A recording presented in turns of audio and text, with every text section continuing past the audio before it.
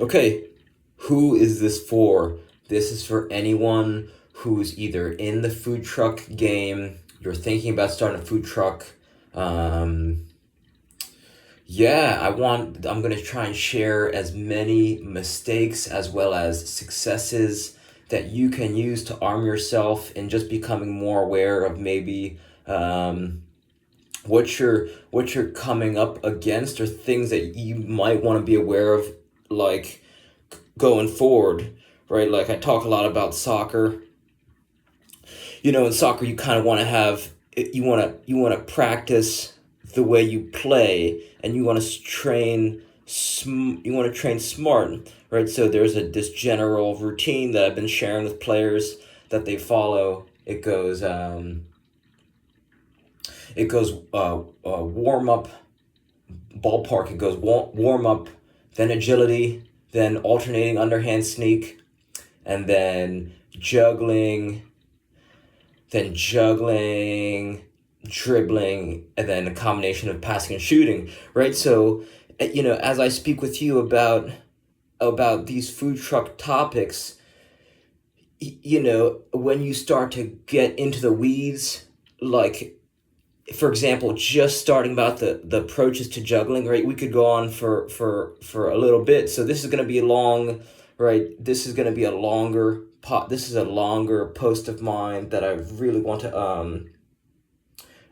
have you feeling super confident, whether running a food truck or owning a food truck, or even if you're working in a food truck. This could be super helpful of things that you could do to start to run your business more elegantly, or more effectively, and maybe make it more joyful. Yeah, so you could just get more joy out of it. So I'm gonna go for as long as possible and try to be very concise with specific takeaways. So I'm gonna give it my best shot. So here we go. Let's start from the beginning. So Bowl Boys currently, I think their Instagram is still operational as of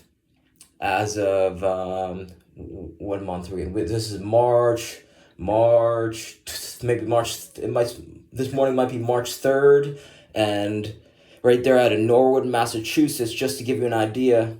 And we have a relationship, or one of the owners has a relationship with someone who worked at the via, or who just has a connection to the VFW in town. So we had their blessings to start to park. We could use that as our home base. So turned, at first we were not sure, right? In the beginning, you don't know if people are going to start coming out. We launched this in the summer/fall of 20, let me think, maybe 2020. I don't know. I'm getting my dates confused, but right, we launched this in the fall, and it didn't have that much traction. We weren't selling more than uh maybe 10. We'd be friggin' pumped if we sold 20 bowls. If we sold 20 acai bowls, right? So, and at that time we were selling smaller bowls for $8, and we were selling larger bowls for $10. So just keep that in mind. Oh, and if you feel at any point during this episode that you feel something is super helpful, if just comment on the timestamp, if you would, that'd be helpful for me, so I can start to what's the word? So I can start to speak to certain things more specifically if you want to hear about them. So just keep that in mind too. If anything just catches your ear, just comment the timestamp. Right. So we were selling smalls for 8. We were selling larges for 10. And I guess the most specific thing that I can think of, right, that's going to help you going forward, is make the buying process simple, right? Like, just we had someone came up with a good idea that we should only do larges. I was not responsible for that decision, because basically what we realized was that making a small and making a large basically took the same amount of time, right? if it takes you to decorate, right? We took some pride in decorating these bowls real nice.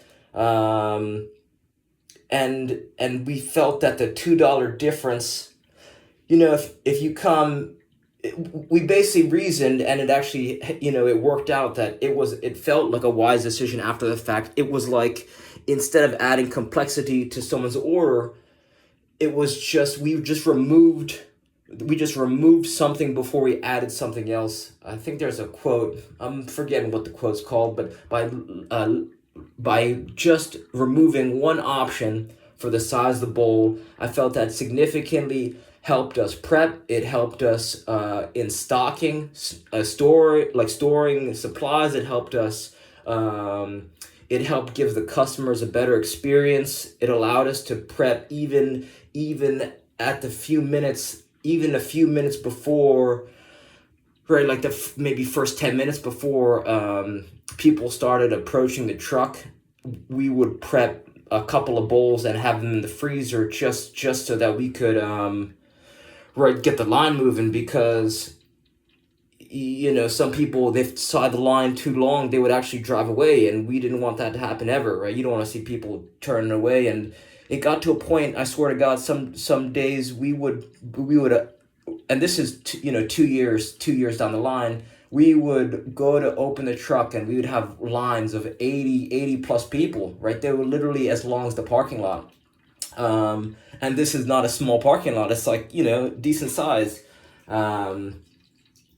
So that would be the lesson going forward. Keep it simple, and don't have multiple sizes. Have one size, especially if you're going to be in the acai business.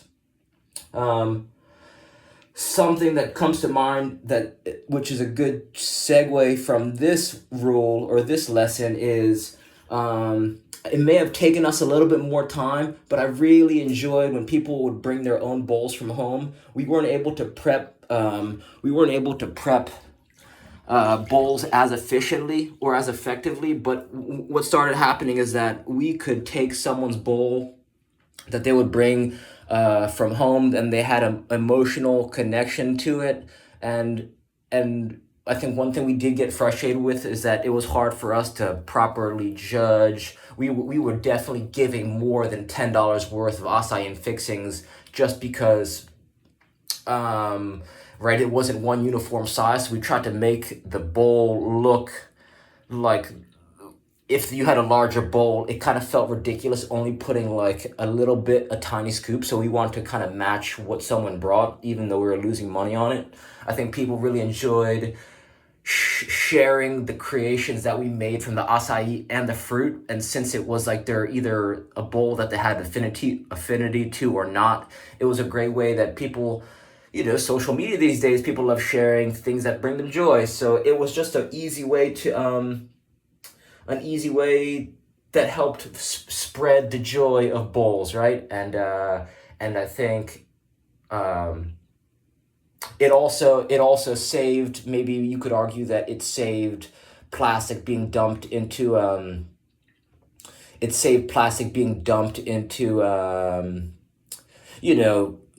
it saved us money because we didn't have to buy as many bowls, you could argue, you could also argue that it'd save pollution or whatever. But so that would be the next takeaway point, is if you can create an emotional connection, even doesn't matter what you're serving, if it's coffee, if it's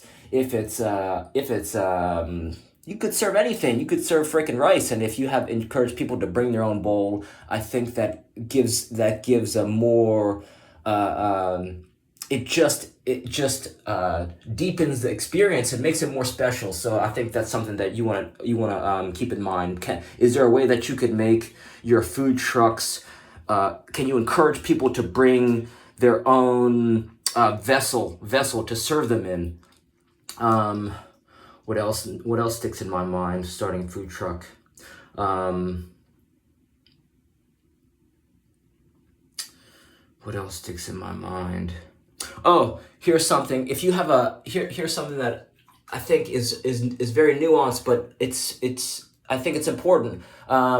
So you could call this lesson number 3. Number 3 is, even though we had the same, we would usually park in the VFW parking lot. Um, I th- my belief is that it's better. I always encouraged whoever was driving the truck that day. Right, we had a truck, and then we had this little push trailer in the beginning. So whoever was driving, I'd encourage them to, and I realized this much later, like two years down the line, I realized this. I would encourage whoever was driving to park in a slightly different spot every time, but still keep it in the same VFW parking lot. And what this does, it adds a bit of it's like controlled variety, right? Like sometimes people would seek us out in different places in Norwood, in town, but since we developed people, we really anchored, like people came to know the VFW parking lot more for the ball boys, and I think less for the VFW. I mean, they had a couple events every now and again, but we definitely brought them more traffic than they were normally getting. And moving the truck, it almost kind of like sparks some excitement when it's like, oh, you turn the corner of the street, or you're looking, it's like, oh, where are they at, where are these boys at? And if you park in a slightly different spot, it kind of just piques some curiosity and interest, like something similar.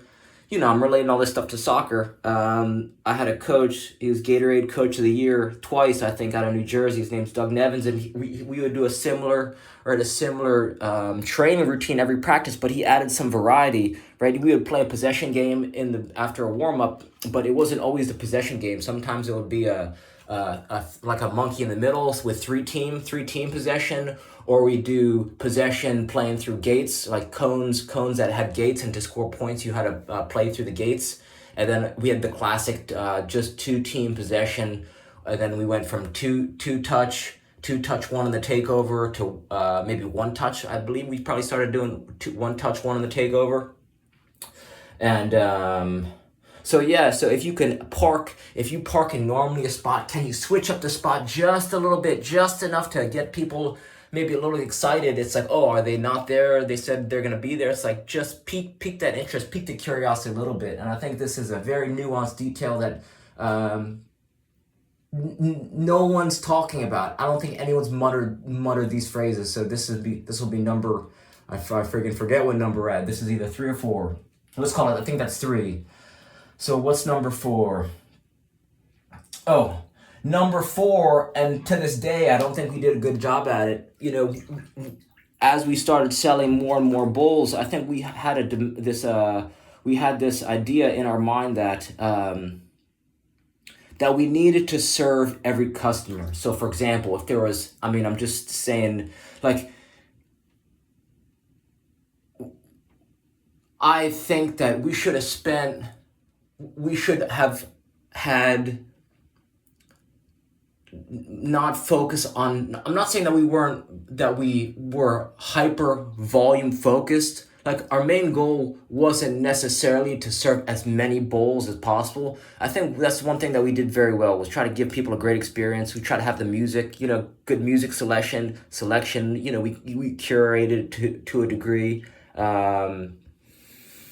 We did fun things where if it was cold or if it was super hot, people would be in their car, and we would rollerblade out to them, or we'd ride a scooter out to their car, kind of like a bowl boys delivery. So, we kind of took this hospitality to the next level in that sense. But there were some days, I just remember there being such a high volume of customers that I think we could have sold out intentionally.